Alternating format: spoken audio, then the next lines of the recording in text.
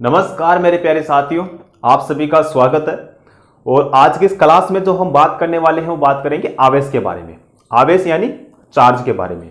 तो आवेश कितने प्रकार के होते हैं और आवेश उत्पन्न की कौन कौन सी विधियां होती है और आवेश से कितने प्रकार से क्वेश्चन पूछे जाते हैं, वो सारे आज इस क्लास में हम डिस्कस करने वाले हैं। ठीक है, तो आज जो इस क्लास में हम सबसे पहले बात करेंगे वो इन चार वैज्ञानिकों के बारे में हम डिस्कस करेंगे।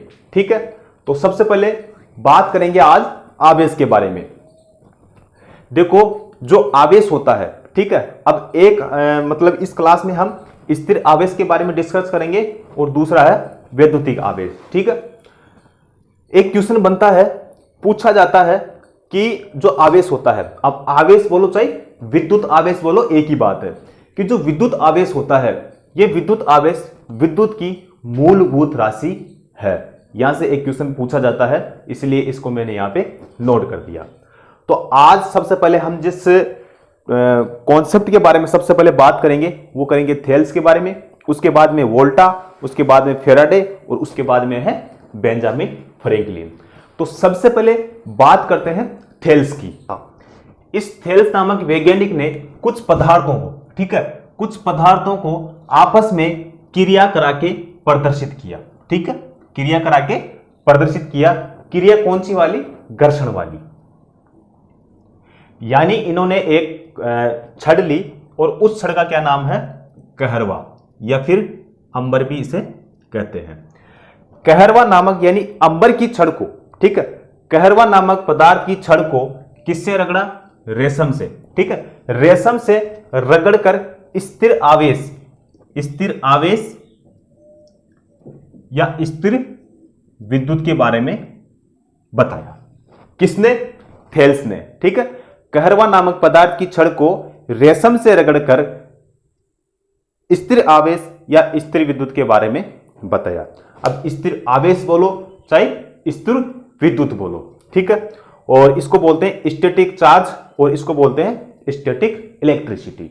ठीक है, अब यहां से एक क्वेश्चन बनता है कि स्थिर आवेश या स्थिर विद्युत की खोज किसने की थी? तो स्थिर विद्युत की खोज किसने की थी?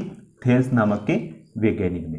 देखो, आवेश के बारे में पूछे या फिर स्थिर विद्युत के बारे में पूछे, ठीक है, तो खोज के लिए पूछे कि स्थिर आवेश या स्थिर विद्युत की खोज किसने की थी? तो थेल्स नामक वैज्ञानिक ने इसकी खोज की थी।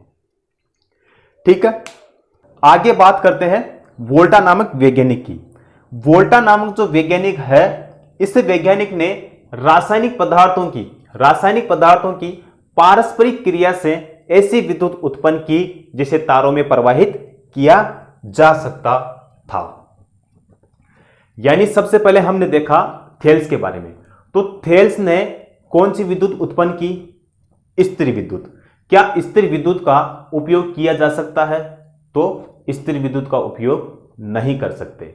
ठीक है, अब जो वोल्टा नामक वैज्ञानिक था, इसने जिस विद्युत के बारे में इन्होंने खोजा, जिस विद्युत की इन्होंने खोज की, उसको तारों में प्रवाहित किया जा सकता था। ठीक है, उसके बाद में इस विद्युत को गतिक विद्युत, चल विद्युत, गतिशील विद्युत या डायनामिक इलेक्ट्रिसिटी के नाम से जाना जाता है या फिर कह सकते हैं।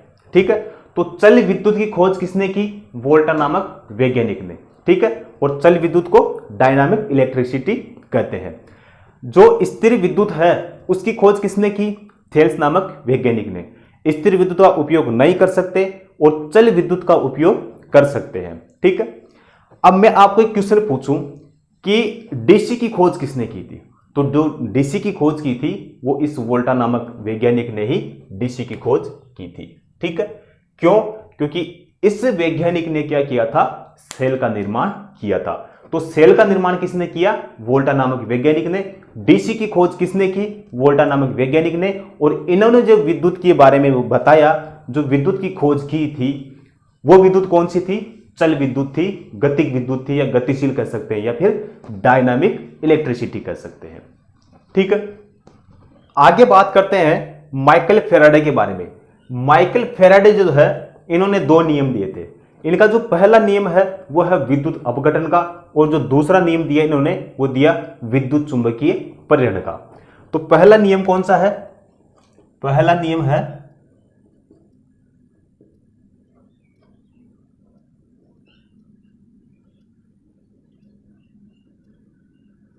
विद्युत अपघटन, दूसरा नियम है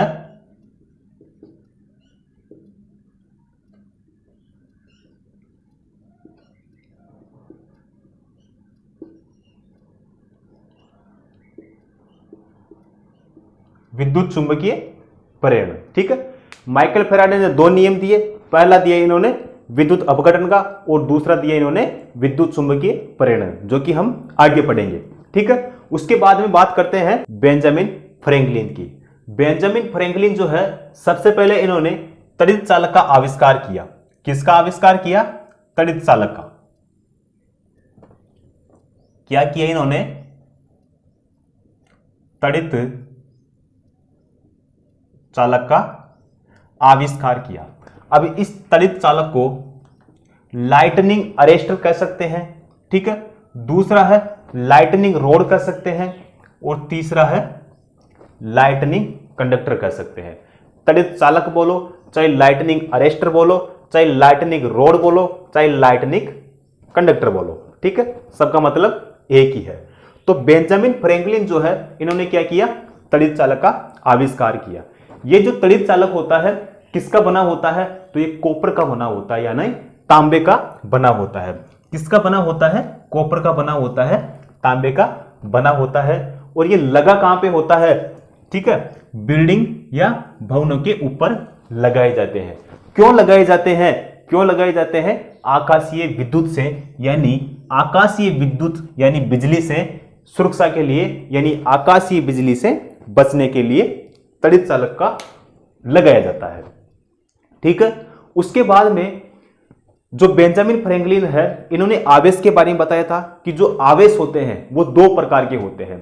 ठीक है, कितने प्रकार के होते हैं? दो प्रकार के होते हैं, जिसमें पहला होता है धनावेश और दूसरा होता है ऋणावेश। क्लियर है? अब आगे बात करते हैं आवेश उत्पन्न की विधियां। अब जो आवेश उत्पन्न की जो विधियां होती है वो तीन प्रकार से होती है। कितने प्रकार से होती है? तीन प्रकार से होती है। पहली है घर्षण विधि, दूसरी है चालन विधि और तीसरी है प्रेरण विधि। सबसे पहले यहां पे बात करेंगे घर्षण विधि के बारे में। अब घर्षण विधि के बारे में किसने बताया था? तो थेल्स नामक वैज्ञानिक ने इसके बारे में बताया था। ठीक है, अब जो घर्षण विधि है, इसमें क्या होता है? दो पदार्थों को आपस में क्रिया करके यानी घर्षण करके स्थिर आवेश, ठीक है, स्थिर आवेश या स्थिर विद्युत यानी स्टैटिक इलेक्ट्रिसिटी का उत्पादन होता है। अब यहां से एक क्वेश्चन ऐसे पूछा जाता है कि जो स्थिर विद्युत है, जो स्टैटिक विद्युत है, इसका जो उत्पादन होता है किस प्रकार से होता है? तो घर्षण द्वारा इसका उत्पादन होता है। दूसरा क्वेश्चन अगर ऐसे पूछे कि क्या स्थिर आवेश या फिर स्थिर विद्युत का उपयोग कर सकते हैं? तो नहीं किया जा सकता इसका उपयोग। इसका जो यूज है वो नहीं कर सकते हैं। इसका जो यूज है वो नहीं कर सकते। अब आगे बात करते हैं। देखो, इन पॉइंटों से भी क्वेश्चन पूछे जाते हैं और क्वेश्चन कैसे पूछे जाते हैं। जैसे यहां पे पहला पॉइंट देखो, कांच की छड़ को, ठीक है, पहला पॉइंट है कांच की छड़ को जब रेशम या फिर सिल्क के कपड़े से रगड़ा जाता है तो जो कांच की छड़ होगी वो कैसी होगी? तो जो कांच की छड़ होगी वो क्या हो जाएगी? धनावेश हो जाएगी। और जो रेशम का कपड़ा है यानी जो सिल्क का कपड़ा है वो क्या हो जाएगी? ऋणावेश हो जाएगी। इसी प्रकार दूसरा पॉइंट है कि जब बिल्ली की खाल को, ठीक है, बिल्ली की खाल को एबोनाइट की छड़ से घर्षण करोगे या उसको रगड़ने पर जो बिल्ली की खाल होगी वो तो क्या हो जाएगी? धनावेश। और जो एबोनाइट की छड़ होगी वो क्या हो जाएगी? ऋणावेश। तीसरा पॉइंट है ऊनी वस्त्र को, जब ऊनी वस्त्र को एबोनाइट या प्लास्टिक की छड़ से रगड़ा जाता है तो जो ऊनी वस्त्र जो होता है वो तो क्या हो जाएगा? धनावेश। और जो एबोनाइट या प्लास्टिक की जो छड़ होती है वो क्या हो जाती है? ऋणावेश। फिर एक क्वेश्चन और पूछा जाता है यहां से कि यदि किसी छड़ में से, ठीक है, यदि किसी छड़ में से इलेक्ट्रॉन बाहर निकल जाते हैं, ठीक है, किसी छड़ में से इलेक्ट्रॉन बाहर निकल जाते हैं तो वो जो छड़ होती है वो कैसी होगी, धनावेश, ऋणावेश, दोनों या इनमें से कोई नहीं। तो किसी छड़ के अंदर से अगर इलेक्ट्रॉन बाहर निकलते हैं तो वो क्या हो जाती है, धनावेश हो जाती है। ठीक है, यानी मेरे पास में ये कोई छड़ है, इसमें इलेक्ट्रॉन है, अगर इसमें से इलेक्ट्रॉन बाहर निकल जाएंगे तो फिर जो पीछे जो छड़ होगी वो क्या हो जाएगी, धनावेश हो जाएगी। ठीक है, इसी प्रकार दूसरा पॉइंट है, यदि किसी छड़ के अंदर इलेक्ट्रॉन ग्रहण करते हैं, ठीक है, मेरे पास मान लो ये छड़ है, अगर इस छड़ में इलेक्ट्रॉन ग्रहण करते हैं तो ये छड़ किस प्रकार की हो जाएगी, ऋणावेश हो जाएगी। कैसी हो जाएगी, ऋणावेश हो जाएगी। ठीक है, तो इन पॉइंटों से भी क्वेश्चन पूछे जाते हैं और बहुत ही अच्छा क्वेश्चन यहां से बनता है और हमेशा क्वेश्चन पूछे जाते हैं। ठीक है, तो इन पॉइंटों को भी आप आराम से नोट कर लेना और आराम से इनको स्टडी करना। चलते हैं अगले पॉइंट पे, आगे बात करते हैं दूसरी विधि के बारे में। दूसरी विधि है चालन विधि। चालन विधि किसे कहते हैं, दो वस्तुओं को संपर्कित करने पर आवेश का स्थानांतरण होता है। क्या होता है, आवेश का स्थानांतरण होता है। दो वस्तुओं को आपस में या दो वस्तुओं को संपर्कित करने पर आवेश का क्या होता है, स्थानांतरण होता है। इसका मतलब यह है कि मान लो मेरे पास एक ये तार है, ठीक है, और इस तार में धारा का प्रवाह हो रहा है। ठीक है, अगर इस तार के आगे अगर मैं एक और तार जोड़ दूं, क्या इसमें भी धारा का प्रवाह होगा?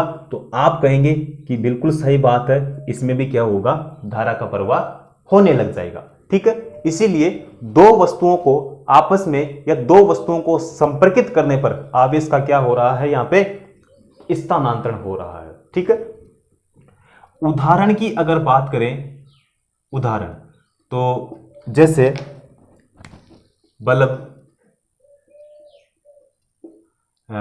दूसरा हो गया फैन, तीसरा ले लो हीटर, तो ये सारे क्या हो जाएंगे, इसके एग्जाम्पल हो जाएंगे। ठीक है, तीसरी विधि है प्रेरण विधि। प्रेरण विधि किसे कहते हैं, दो वस्तुओं को बिना संपर्कित किए आवेश का स्थानांतरण होता है, उसे क्या कहते हैं, उसे कहते हैं प्रेरण विधि। ठीक है, इसका मतलब यह है कि यदि किसी चालक तार में धारा का प्रवाह होता है या हो रहा है तो इसके चारों ओर, इस चालक के चारों ओर क्या हो जाएगा, चुंबकीय क्षेत्र स्थापित हो जाएगा, जिसके कारण इसके पास में पड़े एक और चालक छड़ को क्या करेगा, ये चुंबकीय क्षेत्र इसको भी काटेगा, जिसके कारण क्या हो जाएगा, इस चालक छड़ में भी धारा का प्रवाह होने लग जाएगा। ठीक है, तो इसका मतलब यह हुआ कि दो वस्तुओं को बिना संपर्कित किए आवेश का स्थानांतरण होता है, उसे क्या कहते हैं, प्रेरण विधि कहते हैं। उसके बाद में हमने देखा कि इस तार में, मान लो इस किसी चालक तार में धारा का प्रवाह होता है तो उसके चारों ओर, ठीक है, चारों ओर चुंबकीय क्षेत्र स्थापित होता है, जिसके कारण उसके पास में पड़े एक और चालक छड़ को यह चुंबकीय क्षेत्र काटेगा, जिसके कारण क्या होगा, इसमें भी धारा का प्रवाह होने लग जाएगा। ठीक है, तो ये क्या हो गई हमारी प्रेरण विधि।